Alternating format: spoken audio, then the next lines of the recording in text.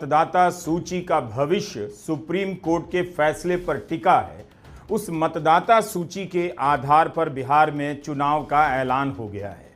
ऐसा नहीं है कि एसआईआर की सूची बन जाने के बाद सारे सवाल खत्म हो चुके हैं, बल्कि कई सवाल तो नए सिरे से उठ रहे हैं जिनका जवाब नहीं दिया जा रहा है, और जवाब दिए बगैर उन सवालों को समाप्त मान लिया जा रहा है।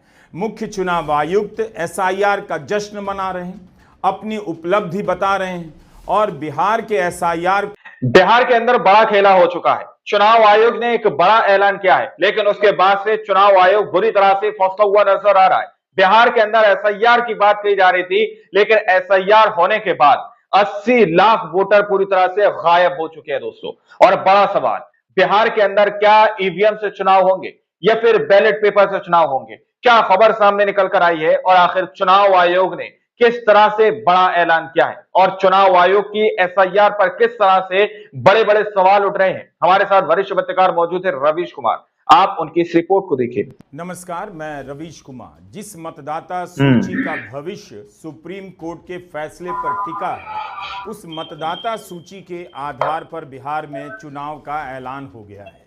ऐसा नहीं है कि एसआईआर की सूची बन जाने के बाद सारे सवाल खत्म हो चुके हैं, बल्कि कई सवाल तो नए सिरे से उठ रहे हैं जिनका जवाब नहीं दिया जा रहा है, और जवाब दिए बगैर उन सवालों को समाप्त मान लिया जा रहा है।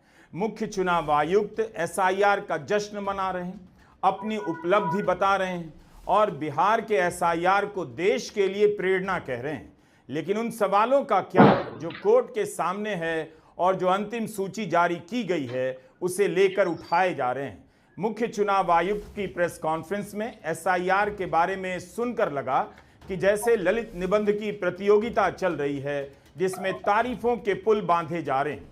लेकिन हमने कुछ मुख्य रिपोर्ट के सहारे आपको बताने का प्रयास किया है कि अभी भी एसआईआर की सूची को लेकर बहुत सारे सवाल उठ रहे हैं। राहुल शास्त्री और योगेंद्र यादव के इन सवालों से हिंदी प्रदेश की जनता अनजान रह जाती है कि मतदाता की संख्या आबादी के अनुपात में देखी जानी चाहिए।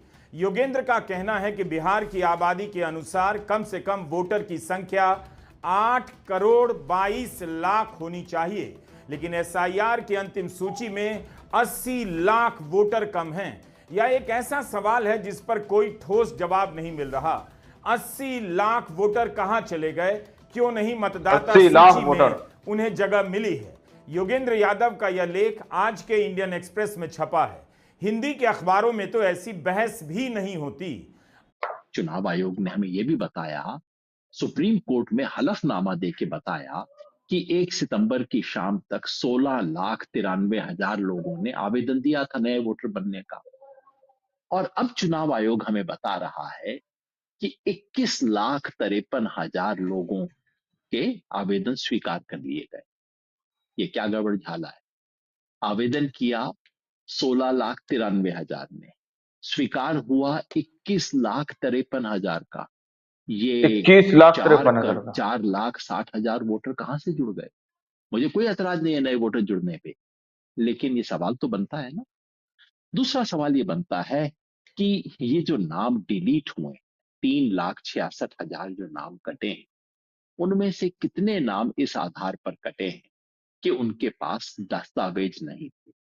या यूं कहिए, यह पूछना चाहिए कि अगर सुप्रीम कोर्ट आधार को न स्वीकार करता तो ऐसे कितने लोग थे जिनका नाम वोटर लिस्ट से और कट सकता था? 80 लाख वोटर कम हैं, इस पर कोई बात नहीं। 1 करोड़ 30 लाख से अधिक वोटर के पते संदिग्ध हैं, इस पर कोई जवाब नहीं। और जश्न मनाया जा रहा है, एसआईआर पूरा हो गया। ऐसा ही पूरा हो गया तो अपने कमरे में बैठकर लिस्ट बना देते। योगेंद्र यादव ने लिखा है कि जो अंतिम सूची आई है उसमें 24,000 वोटर की एंट्री में जिब्रिश है, यानी कुछ भी लिखा हुआ है नाम की जगह। इस टाइप की उलूल जुलूल एंट्री है। स्त्री, पुरुष और ट्रांसजेंडर के अलावा 6,000 वोटर का लिंग किस श्रेणी में है पता नहीं चलता। 2 लाख से ज्यादा वोटर के पतों के आगे कुछ भी नहीं लिखा है, या मकान का सही नंबर नहीं है, योगेंद्र ने अपने लेख में बताया है। देखा जाए तो बिहार में 24 लाख घर ऐसे हैं जहां 10 से अधिक लोग रहते हैं। चुनाव आयोग खुद 10 से ऐसे अधिक पतों को संदिग्ध मानता है, लेकिन इस तरह के पते वाले वोटर अंतिम सूची में आ गए हैं। इन उदाहरणों को देते हुए योगेंद्र यादव का कहना है कि क्या इस तरह की सूची को आदर्श सूची आप कह सकते हैं। योगेंद्र यादव ने प्रोविजनल तौर पर लिस्ट के अध्ययन के बाद यह सब लिखा है कि इस हाल में सूची को देखना उदास करता है। डुप्लीकेट वोटर की संख्या 5 लाख बताई है योगेंद्र ने, लेकिन रिपोर्टर्स 5 लाख की जो डुप्लीकेट है और विष्णु नारायण ने अपनी जांच में 14,35,000 वोटर का डुप्लीकेशन पकड़ा है। यानी इन मतदाताओं की एंट्री में वोटर नंबर अलग अलग है, मगर वोटर का नाम और माता पिता का नाम हूबहू दिया गया है। रिपोर्टर्स कलेक्टिव की यह रिपोर्ट आपको किसी हिंदी अखबार में नहीं मिलेगी। क्या इस सवाल का जवाब नहीं मिलना चाहिए कि रिपोर्टर्स कलेक्टिव ने ड्राफ्ट सूची के आधार पर बिहार के पिपरा में एक ही पते पर 509 मतदाताओं को पकड़ा, लेकिन जब फाइनल लिस्ट आई तो उस पते पर 505 मतदाता अभी भी दर्ज हैं। ड्राफ्ट सूची में जिस पते पर 459 मतदाताओं की एंट्री थी, अंतिम सूची में उसी जगह पर 442 मतदाताओं के नाम जोड़े गए हैं। रिपोर्टर्स कलेक्टिव का दावा है कि अगर आयोग और उसके कर्मचारियों ने असल में घर घर जाकर मतदाताओं का वेरिफिकेशन किया होता तो ऐसी त्रुटियां देखने को नहीं मिलती। अंतिम सूची में 1,32,00,000 वोटर के पते संदिग्ध हैं। यह कोई मामूली संख्या नहीं हो सकती। रिपोर्टर्स कलेक्टिव इन पतों को काल्पनिक बता रहा है। यह तो सरासर घोटाले के समान है। इस सवाल के उठने पर आयोग को बताना चाहिए कि कोई पता काल्पनिक नहीं है। इसकी रिपोर्ट में यह भी लिखा है कि ये वे पते नहीं हैं जिन्हें चुनाव आयोग उन लोगों को देता है जो बेघर हैं या पंजीकृत पते पर नहीं रहते। ये वे मामले हैं जहां अलग अलग परिवारों, जातियों और समुदायों के लोगों को गलत तरीके से मनगढ़ंत पतों पर एक साथ रजिस्टर कर दिया गया है। क्या यह इतनी छोटी बात है कि इसका जवाब न दिया जाए? इस तरह की गलतियों के साथ बिहार में मतदान होने जा रहा है।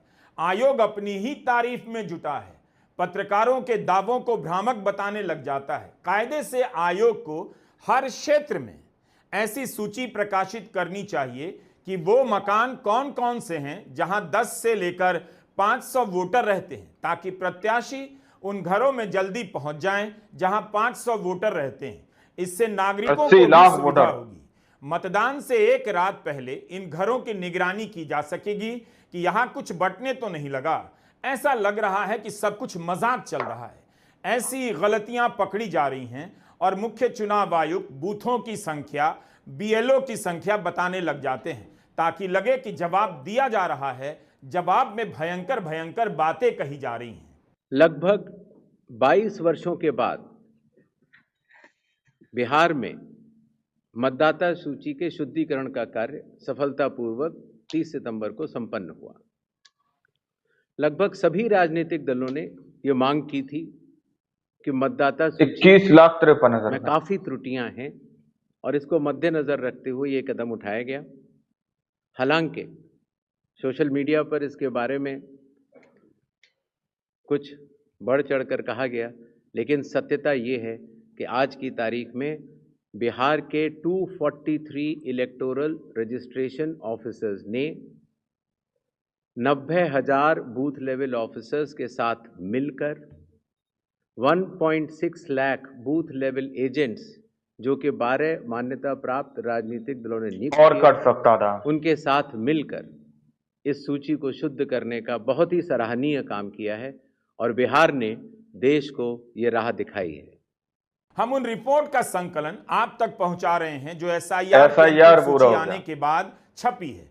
न्यूज लॉन्ड्री की सुमेधा मित्तल ने एक रिपोर्ट में बताया है कि 2,92,000 से अधिक मतदाताओं के घर का पता शून्य दर्ज किया गया है। रोहतास जिले के कोपा गांव के बूथ नंबर 106 पर मतदाताओं के नाम की जगह बिंदु को ही एंट्री बना दिया गया है। सुमेधा मित्तल, विशाल वैभव और हेमंत पांडे ने मधेपुरा जिले के गांव में एक ही पते पर 1,000 से अधिक लोगों के नाम बताइए 22 साल बाद एसआईआर हुई, शुद्धिकरण का दावा किया जा रहा है। क्या यही शुद्धिकरण है कि एक मकान के पते पर 1000 वोटर दर्ज हैं और पते की जगह बिंदु डाल दी जा रही है?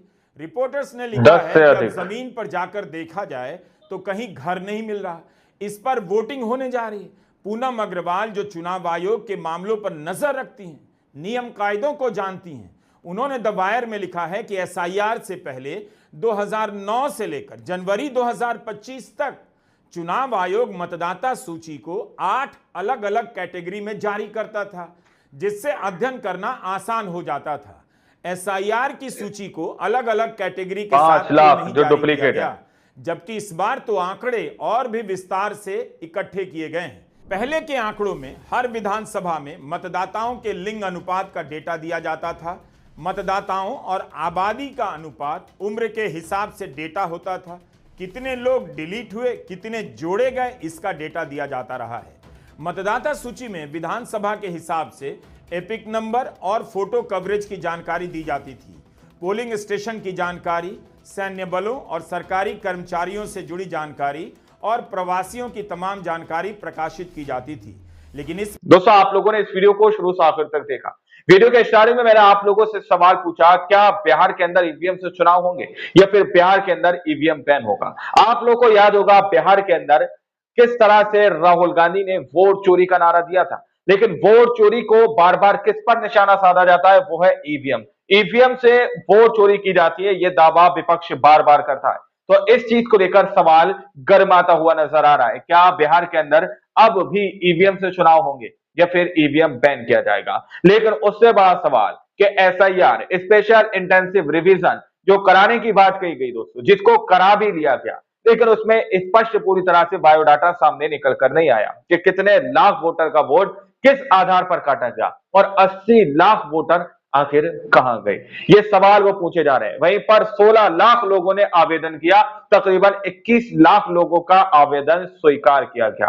4,60,000 लोग वो कौन है जिनका आवेदन किए बिना स्वीकार कर लिया गया? ये बात योगेंद्र यादव कहते हुए नजर आ रहे हैं। उन्होंने बाकायदा ये पूरा एक एनालिसिस करके डाटा शेयर किया है, जिसके बाद जो है पूरी तरह से चुनाव आयोग पर शक की घड़ी और शक की सुई घूमती हुई नजर आ रही है। अब आप लोगों ने इस रिपोर्ट को देखा सुना, आप लोग इस रिपोर्ट के बारे में क्या सोचते हैं, क्या समझते हैं? अपनी राय कमेंट सेक्शन में जरूर दीजिएगा। कि सबसे बड़ी जड़, क्या आप भी जिस तरह से विपक्ष कहता है कि ईवीएम से वोट चोरी की जाती है, क्या आप भी वोट चोरी की सबसे बड़ी चीज ईवीएम को मानते हैं? अपनी राय कमेंट में जरूर दीजिएगा। मिलते हैं अगली वीडियो में, जब तक के लिए जय हिंद, जय भारत।